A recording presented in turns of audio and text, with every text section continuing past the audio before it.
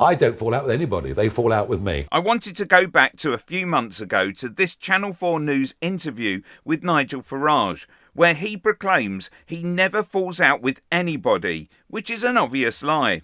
You know what? Most of the team that I work with in this party are people that have been around me for over a decade. I am a team player. I do work with people. I do it for the long term. And yet he's bounced from one party to another, and it wasn't until a few months before the general election he came back to reform.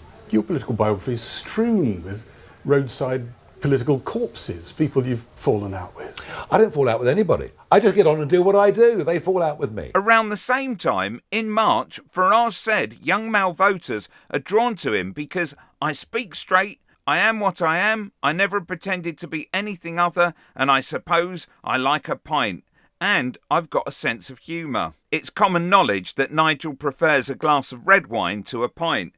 But anyway, he says he has a sense of humour, but then it appears he doesn't even find comedy funny. I was put in a dressing room once with Nigel Farage.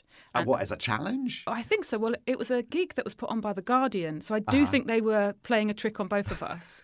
How long were you in the room with? Maybe 15 minutes. And Did it seem like that? It did. So it was a gig at the Palladium pre-Brexit vote. And so The Guardian had put on a range of people. I didn't really have any stand-up about it. I'm not a political comedian, but I had a couple of silly bits. And then there were speeches from, and as you know, it was The Guardian. It was supposed to be entertaining, but informative. Yeah. And both sides as well, everyone represented.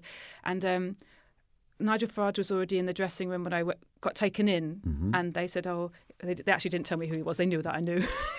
he's a rock star. So they were like, Nigel, this is Sarah Pascoe. She's a comedian. And the door slams.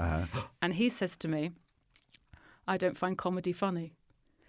And I'm obsessed with that as a statement. I don't find comedy funny. And I'm obsessed with it because he didn't say, I don't find, because everyone has opinions on comedy. No, I don't find some comedy. I don't, even if, I don't like women's comedy or I don't modern comedy or stand-up comedy even as a genre.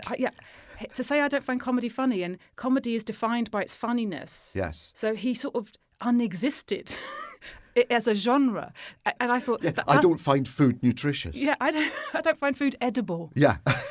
It then becomes not food. Yes. Click here for a bunch of rotten, dumb and bigoted reform councillors who haven't got a clue how to run a council.